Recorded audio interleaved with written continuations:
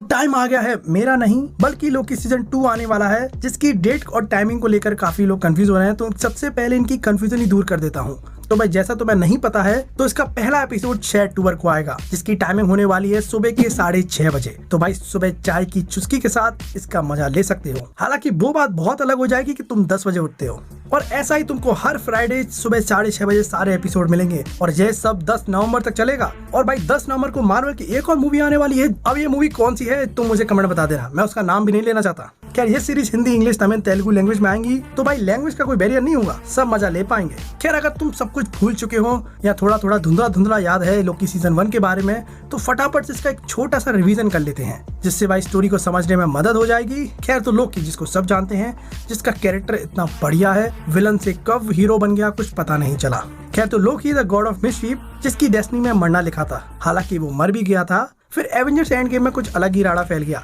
यहाँ पर Avengers stone को लेने के लिए पास्ट में ट्रेवल करते हैं 2012 में। यहाँ पर न्यूयॉर्क बैटल चल रही होती है, खत्म ही हो चुकी होती है। यहाँ पे अपना लोकी ओजी एवेंजर से डिफीट होने के बाद अपनी किस्मत को देखते हुए वो एसगार्ड जाने वाला था, लेकिन भाई बीच में जो टाइम ट्रेवल वाले एवेंजर्स आ गए, जिन्होंने सारा राड़ा फैला दिया, और इसी बीच लोकी के हाथ लग जाता है टेसरेक्ट, जिसको लेकर वो वहाँ से फरार हो जाता है। अब ये गलती तो एवेंजर्स की थी, और इसके बाद लोकी कहीं और ही पहुंच जाता है। फिर उसके बाद एंट्री होती है टीवीए की, यानी कि टाइम वेरिएंस अथॉरिटी की। तो उसके एजेंट लोकी को पकड़ लेते हैं, दबोच लेते हैं। उसके बाद उसको वो टीवीए में ले आते हैं। तो भाई टीवीए क्या है ये लोग बता देते हैं। तो टीवीए एक ऑर्गेनाइजेशन है जो सेक्रेट टाइमलाइन को मेंटेन रखने का काम करता है, और यहाँ पर कुछ समय रक्षक है, बोले तो टाइम कीपर, जिन्होंने एक सेक्रेट टाइमलाइन बनाई है, और जो भी समय रेखा से हटकर कुछ कर देता है उसको अपन नेक्सस इवेंट कहते हैं। मतलब जैसा भी लोकी ने किया है कि उसकी डेस्टिनी तो आगे चलकर एसगार्ड जाना थी, लेकिन वो वहां पर न जाकर उसके हाथ टेसरेक्ट लग जाता है, जो उसके नहीं लगना चाहिए था। और जो बंदा नेक्सस इवेंट क्रिएट करता है वो वेरिएंट कहला जाता है, और अब यहाँ लोकी एक वेरिएंट है। क्या लोकी के टीवीए पहुंचने से उसकी मुलाकात कुछ लोगों से होती है, जिसमें भाई रामोना रेंसलेर होती है, जो कि भाई टीवीए की अदालत में जज बनी हुई है। मतलब कि टीवीए का हर तरह का काम यही संभालती है, हेड समझ सकते हो। उसी के साथ मोबियस और हंटर B-15 भी। तो भाई टीवीए की अदालत में लोकी का फैसला हो रहा होता है। यहाँ में एक और चीज पता चलती है कि एवेंजर्स ने जो टाइम ट्रेवल किया है वो विधि का विधान है। मतलब टीवीए की सेक्रेट टाइमलाइन के हिसाब से एवेंजर्स एंड गेम के हर इवेंट सही है। वो कोई भी नेक्सस इवेंट क्रिएट नहीं करते हैं, क्योंकि वो सारे इवेंट सेक्रेट टाइमलाइन का हिस्सा है। मतलब कि आयरन मैन का स्नैप करना, स्टीव का बुढ़ा होना, ये सब कुछ तय था। इस तरह से मैं मानूं कि अगर आयरन मैन की जगह कोई और स्नैप करता तो भाई टीवीए वाले इंटरफेयर कर देते, क्योंकि यहाँ पर आयरन मैन की डेस्टिनी थी स्नैप करना। खैर स्टोरी से ना भटकते हुए, लोकी बीइंग लोकी तो लोकी ही है, अपना हरामीपन दिखाई देता है। वो कई बार भागने की कोशिश करता है, लेकिन वो हमेशा की तरह पकड़ा ही जाता है। लेकिन भाई मोबियस उसको दूसरा मौका दे देता है, लेकिन यहाँ मोबियस उसको कोपचे में ले जाता है और वो वाली पिक्चर दिखाता है। मतलब सॉरी 18+ हो गया, PG-13 मोड ऑन करते हैं। तो मोबियस लोकी के ही इवेंट उसको दिखाने लगता है। तो मोबियस यहाँ पर लोकी को वो सारी चीजें दिखाता है जो कि इस वाले लोकी के साथ अभी तक हुआ भी नहीं है। मतलब कि एसगार्ड में उसका बंदी बनना, ओडिन से उसकी बातें होना, फ्रीया की डेथ, और भाई ओडिन का फेयरवेल, एसगार्ड की तबाही, और थॉर और लोकी का बॉन्ड, और उसके बाद थैनोस से उसकी पिटाई। वो गर्दन चटकने की आवाज उसको डरा देती है, जिसको भाई देखकर अपना लोकी भी बहुत शौक हो जाता है। मतलब उसकी लाइफ कहां से कहां जाने वाली थी, मतलब कि उसके 6 साल के इवेंट 6 मिनट में दिखा दिए। खैर सारी चीजों का रियलाइजेशन होने के बाद लोकी का कैरेक्टर बदल जाता है। लोकी का ऐसा परिवर्तन हुआ जैसा वो ओरिजिनल वाले का भी नहीं हो पाया था। खैर इस सीरीज में यहाँ पर ऑडियंस के लिए भी एक शॉकिंग चीज मिलती है, जहाँ जब लोकी टेसरेक्ट को रिट्रीव करने जाता है तो यहाँ उसको पता चलता है कि टीवीए में सारे इन्फिनिटी स्टोन किसी काम के नहीं है। यहाँ पर लोग उसको पेपर वेट की तरह यूज कर रहे हैं, जिसके लिए भाई लोगों ने जाने तक दे दी है। तो उसको रियलाइज होता है कि टीवीए बहुत ज्यादा पावरफुल चीज है, और इन पावरफुल चीज के सामने तो गॉड भी कुछ नहीं लगते। जैसा तुम्हें पता होगा कि टीवीए में समय और अंतराल मायने नहीं रखते हैं, वो एक ऐसी जगह है जो टाइम से परे है। खैर इस सीरीज में सबसे बढ़िया कैरेक्टर है वो है मोबियस। खैर यहाँ पे मोबियस लोकी को काम पे लगा लेता है। तो यहाँ पर एक लोकी का वेरिएंट है जो कि टीवीए की नाक में दम कर रहा है, उसको पकड़ने का काम मिलता है, जो कि भाई टीवीए से हर बार बच जाता है, जबकि टीवीए पे सारी टेक्नोलॉजी उसको पकड़ने के लिए, लेकिन तब भी वो उनसे बच जाता है। फिर यहाँ पर लोकी अपना शातिर दिमाग लगाता है कि वो बंदा छुपता कहाँ है, क्योंकि वो सामने आएगा तो नेक्सस इवेंट क्रिएट होगा, जिससे टीवीए को पता चल जाएगा। तो यहाँ पर लोकी ने दिमाग लगाया कि वो बंदा अपोकलिप्स में छुपता है। वो ऐसी जगह छुपता है जहाँ पर विनाश होना ही है, जैसे कि कोई ऐसी जगह जहाँ पर बाढ़ आने ही वाली है, या फिर कोई ऐसी जगह जहाँ पर ज्वालामुखी फटने वाला है। उस जगह की तबाही होना निश्चित है, क्योंकि भाई अगर कोई बंदा वहां पर चला जाएगा जहाँ पर 5-10 मिनट में वोल्केनो फटने वाला है, तो वो वहां पर कुछ भी हिला दे, मतलब कोई भी चीजें इधर से उधर कर दे, कोई फर्क नहीं पड़ेगा, क्योंकि इन दी एंड वो चीजें 5 मिनट में नष्ट होनी तो है। तो इससे नेक्सस इवेंट क्रिएट नहीं होता और वो बंदा वहीं पर छुपता है। ये लोकी ने अपने पता लगा लिया था और आगे चल के इसी के बेस पे वो सारे एपोकलिप्स की लिस्ट निकाल लेता है जहाँ पर एपोकलिप्स हुए थे। तो जहाँ से वो सीधा 2050 में जाता है, जहाँ रॉकस्टार्ट के सुपरमार्केट में पहुंच जाते हैं ये लोग। यहाँ लोकी की मुलाकात सिल्वी से होती है, जो कि भाई लोकी का ही फीमेल वर्जन होती है। इसके बाद भाई Silvi multiple reset charges set करके अलग अलग टाइमलाइन में भेज देती है, जिसकी वजह से टीवीए के मॉनिटर पे अलग अलग ब्रांचेस बन जाती हैं, जिससे भाई टीवीए व्यस्त हो जाता है इन ब्रांचेस को बंद करने के लिए। तब भाई लोकी और सिल्वी दोनों यहाँ से निकल जाते हैं। उसके बाद सिल्वी और लोकी लेमेंटिस 1 पे पहुंच जाते हैं। यहाँ ये दोनों अपना किस्सा एक दूसरे को सुनाने लगते हैं। लेमेंटिस 1 एक मून था जिससे एक प्लेनेट टकराने वाला था, जिससे लेमेंटिस तबाह हो जाएगा। ये भी भाई एक तरह की अपोकलिप्स वाली जगह थी। यहाँ पर दोनों अपनी फेट एक्सेप्ट करते हैं और अपने दुख दर्द दोनों बांटते रहते हैं। इसी के साथ वो दोनों मौत को गले लगाने वाले ही होते हैं, लेकिन उनके रोमांटिक कनेक्शन के चक्कर में एक नेक्सस इवेंट क्रिएट होता है, जिसकी वजह से टीवी उनको ढूंढ लेता है और पकड़ लेता है।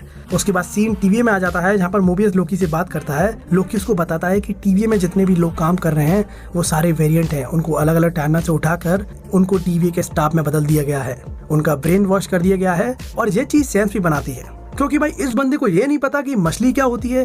तो मैं समझ सकता हूँ कि अच्छा खासा ब्रेन वॉश हो चुका है इसका, क्योंकि इसने कहा भी था कि मेरी पूरी आधी जिंदगी डेक्स के इस तरफ गुजरी है। खैर पहले तो मूवी उस पर भरोसा नहीं करता है, हालांकि लोकी पे तो कोई भरोसा नहीं करता है, लेकिन फिर भी कहीं ना कहीं कुछ चीजें देखकर वो बिलीव कर ही लेता है, और जो चीज सही भी निकलती है आगे चलकर। यहाँ पर दूसरी तरफ सिल्वी V15 की पुरानी यादों को ताजा करवाती है, मतलब उसको याद दिलवाती है कि उसकी एक जिंदगी थी, टीवी में आने से पहले उसकी एक लाइफ थी जिसको वो अच्छी तरह जी रही थी। यहाँ पर हंटर V15 के रियलाइजेशन के बाद सारी चीजें बदल जाती हैं, और इसके बाद मोबियस को भी रियलाइज होता है कि उसकी भी एक जिंदगी थी। उसके बाद मोबियस आवाज उठाने लगता है, जिसके बाद भाई रेंसले उसको प्रून करवा देती है। फिर यहाँ पर सिल्वी और लोकी को टाइम कीपर्स के पास ले जाया जाता है, जहाँ हंटर V15 के इंटरफेयर के चक्कर में मामला इंटेंस हो जाता है। उसके बाद लोकी और सिल्वी टीवी के एजेंट से छोटी लड़ाई होती है, जिसमें भाई सिल्वी टाइम कीपर की खोपड़ी खोल देती है। एक और खुलासा होता है कि यहाँ पर टाइम कीपर्स एक मशीनी रोबोट है और कुछ नहीं, मतलब कि जो सारी चीजें शुरू से बताई जा रही थी कि टाइम कीपर्स ने सेक्रेट टाइमलाइन को बनाया है, वो सारी चीजें झूठ निकली। मतलब कि इसके पीछे मास्टरमाइंड कोई और ही है, और अब उसको ढूंढना बहुत जरूरी हो गया था। खैर इसको देखकर तो रेंसले भी बहुत कंफ्यूज हो चुकी थी, उसको भी कुछ समझ नहीं आ रहा था, लेकिन भाई इसी के चलते अपना लोकी प्रून हो जाता है, और मुझे लगा ये लोकी निपट गया। खैर उसके बाद सिल्वी थोड़ी छानबीन करती है और उसको समझ में आ गया था कि प्रून होने से ही उसके सवाल के जवाब मिलेंगे, तो वो खुद को ही सेल्फ प्रून कर लेती है। और हमको लगता है कि भाई प्रून मतलब मर जाना ही होगा, लेकिन ऐसा नहीं था, कोई नहीं मरता। खैर जितना सोचा था उससे भी कुछ आगे बढ़कर मिला है हमको। आदमी प्रून होने के बाद एक बड़ी इंटरेस्टिंग जगह चला जाता है, वो है द वॉइड। वॉइड समय के अंत में एग्जिस्ट करती है, यहाँ सिर्फ बर्बादी ही होती है। यहाँ पर नेक्सस इवेंट के बर्बादी का सामान होता है। तो यहाँ आज तक जितने भी नेक्सस इवेंट हुए हैं, जितने भी प्रून चीजें हुई हैं, वो सारी वॉइड में आती हैं। यहाँ पर एक अच्छा खासा शिप आया था, चितौरी, हाइड्रा, सारी चीजें जो शिप जो नेक्सस इवेंट का हिस्सा रह चुकी हैं, वो सारी चीजें यहाँ आती हैं। और भाई आने वाले डेडपूल 3 में भी तुमको इस वॉइड में बहुत सारी चीजें दिखने वाली है। तो भाई डेडपूल 3 के लिए बहुत ज्यादा एक्साइटेड है, क्योंकि भाई वॉइड जैसी चीजों को एक्सप्लोर करने में मजा आता है। खैर हमें पता चला कि वॉइड में लोकी के बहुत सारे वेरिएंट घूम रहे हैं। यहाँ पर भाई फ्रॉग थॉर भी घूम रहा है। अब भगवान जाने इसका क्या नेक्सस इवेंट था। यहाँ पर तो मैं किड लोकी, क्लासिक लोकी और लोकी ही लोकी दिखेंगे। फिर एक क्रिएचर आता है जो कि क्लाउड जैसा रहता है, जिसका नाम है अलायत, जो कि भाई वर्ल्ड में डली सारी चीजों को कंज्यूम कर लेता है। मतलब की तरह से देखा जाए तो वर्ल्ड की साफ सफाई का काम इस क्रिएचर पे आता है। खैर सिल्वी का सामना अलायत से होता है। खैर यहाँ पर सिल्वी की एन्चेंटमेंट पावर के चलते उसको पता चलता है कि टाइम के उस पार एक सिटाडेल है, जिसकी रक्षा यह क्रिएचर करता रहता है। तो भाई सिल्वी और लोकी सारे लोग मिलकर एक प्लान बनाते हैं, अलायत को चकमा देंगे, फिर उस सिटाडेल में घुस जाएंगे। लेकिन भाई अलायत बहुत भारी पड़ने लगता है, तो भाई लोकी और सिल्वी दोनों मिलकर इस पे एन्चेंटमेंट डालते हैं और उसको काबू कर लेते हैं। उसके बाद एक नया पोर्टल ओपन होता है और ये लोग समय के और अंत पर पहुंच जाते हैं, जहाँ पर सीधे सेक्रेट टाइमलाइन दिखती है। यहाँ सेक्रेट टाइमलाइन के बीचों बीच एक महल बना है। खैर इसके अंदर जाते ही हमको मिस मिनट दिखाई देती है, और जिसको भाई पूरी सीरीज में कोई भाव नहीं दिया गया था। लेकिन भाई इवेंचुअली पता चला कि टीवी की पूरी सच्चाई सिर्फ मिस मिनट को पता है। फिर उसके बाद ये लोग अंदर घुसते जाते हैं। फिर इनको मिलता है एक बंदा जिसका नाम है ही हू रिमेन। तो यही है कैंग द कॉन्कर का एक वेरिएंट। खैर इसी बंदे ने सेक्रेट टाइमलाइन को बनाया था, जिसने भाई लोकी और सिल्वी के साथ बैठकर बहुत सारी बातें करी। यहाँ हमें पता चला कि 2008 से लेकर 2019 तक जितने भी इवेंट हुए ना, वो सब सेक्रेट टाइमलाइन का हिस्सा थे। मतलब जितनी भी चीजें हुई हैं वो पहले ही लिख दी गई थी। मतलब कि ये बंदा सबकी किस्मत लिख रहा था, हीरो हो, विलन हो, कुछ भी हो। मतलब कि RMN के कैप्चर होने से लेकर RMN की स्नैप तक सब इस बंदे ने लिख दिया था। खैर इस बंदे को ये भी पता था कि लोकी और सिल्वी इससे मिलने आएंगे। खैर लेकिन एक ऐसा टाइम आता है यहाँ पर इसका कंट्रोल इस पर नहीं रहता है। यहाँ यही कहता है कि मुझे अब नहीं पता है कि आगे क्या होगा, अभी तक पता था लेकिन अब नहीं पता है। उसके बाद ही रिमेन्स पूरी बात इनको समझा देता है। मेरा एक वेरिएंट था जो कि 31वीं सदी में रहता था, जिसने मल्टीवर्स के बारे में जान लिया था और उसी वक्त उसके दूसरे वेरिएंट ने भी मल्टीवर्स के बारे में जान लिया था। जाहिर सी बात है इन दोनों ने आपस में बात करी, अपनी नॉलेज शेयर करी, लेकिन भाई ये बातचीत ज्यादा नहीं चली। आगे चल के हर वेरिएंट अपने यूनिवर्स को बचाने में और दूसरों को तबाह करने में लग गया, जिसकी वजह से हुआ मल्टीवर्सल वॉर, जिसमें भाई बहुत सारी जानें गईं। फिर यहाँ पर अपना एक वेरिएंट आता है जिसका नाम था ही रिमेन्स, जिसने एक क्रिएचर पे काबू किया जिसका नाम था अलायत, जो कि भाई यूनिवर्स को निगल सकता था, जो कि भाई इकलौता था जो टाइमलाइन को सही कर सकता था, जिसने सारी अल्टरनेट टाइमलाइन खा ली और फिर बनती है उसके बाद सेक्रेट टाइमलाइन।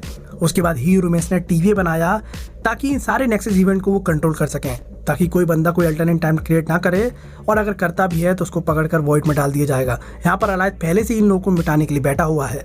फिर लोकी और सिल्वी दोनों को चॉइस मिलती है, या तुम मेरी गद्दी ले लो और ये टीवी को संभालो, क्योंकि भाई मैं बुढ़ा हो चुका हूँ, मेरी उम्र करोड़ों साल हो चुकी है, लेकिन तुमको अंदाजा नहीं है मैं कितना दुख में जी रहा हूँ। खैर उसके चेहरे से भी वो चीज़ दिखने लगती है। फिर दूसरी चॉइस ये मिलती है, या तो मुझे मार दो और मेरे बहुत सारे वेरिएंट आज़ाद हो जाएंगे, जो कि फिर से मल्टीवर्सल वॉर चालू कर देंगे। और उसने एक चीज़ और बता दी, उसके वेरिएंट उससे भी रूथलेस हैं, और उसने ये भी कह दिया कि मुझे कोई फ़र्क नहीं पड़ता है, ये सब एक साइकिल का हिस्सा है और कहीं ना कहीं आगे चल के मैं फिर से इसी गद्दी पे आके बैठ जाऊँगा। खैर यहाँ पर ही रिमेन्स एक बात कहता है, और जब वो कहता है तो उसकी आवाज़ में एक दर्द महसूस होता है। खैर तुम खुद सुन लो। से हथियार बनाया और मैंने खत्म किया ब्रह्मांड का महायुद्ध।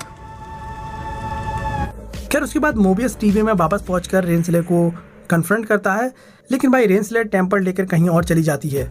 उसका मानना था कि मुझे और सवालों के जवाब चाहिए कि इस टीवी को असल में रन कर कौन रहा है। तो ही रिमेन्स की सारी बातें लोकी कहीं ना कहीं समझ जाता है। वो समझ जाता है कि ये बंदा सच बोल रहा है, कहीं ना कहीं उसकी बात में सच्चाई लग रही थी। लेकिन यहाँ पर उसका ही अपोजिट सिल्वी अपना बदला लेने में तुली हुई थी। यहाँ पर उसको बदले के अलावा कुछ नहीं दिख रहा है। यहाँ उसको मल्टीवर्स के कर्मों कांड नहीं दिख रहे हैं, उसको सिर्फ अपनी पड़ी है कि मेरे साथ बुरा हुआ है तो मैं इसको मार दूंगी। खैर इसी सेल्फी के चक्कर में सिल्वी और लोकी आपस में ही लड़ जाते हैं। यहाँ पर एक छोटी सी लड़ाई होती है जिसको भाई ही रिमेन्स पूरा एंजॉय करता है। उसके बाद भाई सिल्वी लोकी को एक चुम्मी दे देती है, जिससे भाई लोकी थोड़ा ऑफ गार्ड होता है और इसी का फायदा उठाकर लोकी को वो टीवी में पहुंचा देती है। जिसके बाद जैसा हमने सोचा था, सिल्वी ने ही रिमेन्स को मार दिया, उसके अंदर चाकू घुप दिया। जिसके बाद ही रिमेन्स कहता है कि जल्द ही मिलते हैं। उसके बाद पीछे तुम देखोगे तो भाई मल्टीवर्स की ब्रांचेस बनने लगती हैं, जहाँ पर बहुत सारे अल्टरनेट टाइमलाइन खुल चुकी हैं। उसके बाद लोकी टीवी में पहुंच जाता है, वहाँ बी एंटर और मोबियस से मिलता है, जिनको ये सारी बात समझाता है। लेकिन भाई यहाँ पर मोबियस और बी एंटर कह देते हैं कि तुम हो कौन। यहाँ पर लोकी भी कंफ्यूज हो चुका था और उससे ज्यादा कंफ्यूज तो ऑडियंस हो चुकी थी। तो हमें यहाँ पर पता चलता है लोकी इस टीवी में जो आया है वो उसका टीवी नहीं है। यहाँ पर स्टैच्यू कैंग द कॉन्करर की लगी हुई है। टाइमलाइन के शटर होने के बाद चीजें पहले जैसी तो नहीं रही हैं। क्या लोकी सीजन 1 के अंत में जो परिणाम हुआ है उसके ही असर से भाई नो वे होम में सारे मल्टीवर्स के कांड हुए, और उसी के बेस पर भाई doctor strange the multiverse of madness के कांड हुए, क्योंकि भाई मल्टीवर्स के रास्ते तो इन लोगों ने ही खोले थे। खैर अब देखा जाए तो लोकी का सीजन 2 आने वाला है, जिसमें भाई लोकी, मोबियस, बी हंटर 15, रोमोरा, रेनस्लेयर सब दिखने वाले हैं, और अपना एक नया कैरेक्टर भी ऐड होने वाला है ओबी, जिसको भाई मैंने everything everywhere at all once में देखा था, जिसका रोल काफी बढ़िया था और कहीं ना कहीं भाई ये जैकी चैन से बहुत रिसेंबल खाता है। खैर सीजन 2 में जोनाथन मेजर बोले तो कैंग का वेरिएंट जैसा हमको ही रिमेन्स दिख चुका है, और एक वेरिएंट हमको एंटमैन 3 में दिखा था, जो कि भाई लिटरली चींटियों से मर गया था। और उसके बाद हमको पोस्ट क्रेडिट सीन में काउंसिल ऑफ कैंग दिखती है, जहाँ पर मल्टीपल कैंग देखने मिलते हैं, जिससे भाई माहौल थोड़ा गर्मा जाता है। लेकिन भाई लोकी सीजन 2 में एक और वेरिएंट दिखने वाला है कैंग का, जिसका नाम है विक्टर टाइमली, जो कि भाई पॉजिटिव है नेगेटिव है कुछ पता नहीं चल रहा है। खैर देखा जाए तो मार्वल की सारी सीरीज में लोकी का स्टैंड बहुत ही अलग है, क्योंकि भाई इसका सीजन 2 आने वाला है, जिसके लिए लिटरली लोग बहुत ज्यादा एक्साइटेड है, लिटरली बहुत ज्यादा। खैर देखा जाए तो मार्वल के लिए लोकी सीजन 2 बहुत ही इंपॉर्टेंट है, क्योंकि भाई आगे चलकर ये मल्टीवर्स को और आगे बढ़ाएगा, जहाँ पर डेडपूल 3, फैंटास्टिक 4 और भाई कैंग डायनेस्टी और एवेंजर सीक्रेट वॉर इन सब चीजों को सेटअप करता है। हमें सीरीज को देखकर पता चल जाएगा कि मार्वल में मल्टीवर्स को कैसे एक्सप्लोर करने वाले हैं। तो भाई इसके लिए काफी एक्साइटेड है। तो भाई तुम बता देना तुमको ये वीडियो कैसी लगी। तो भाई अपन मिलते हैं लोकी सीजन 2 पे, तो भाई मिलते रहेंगे।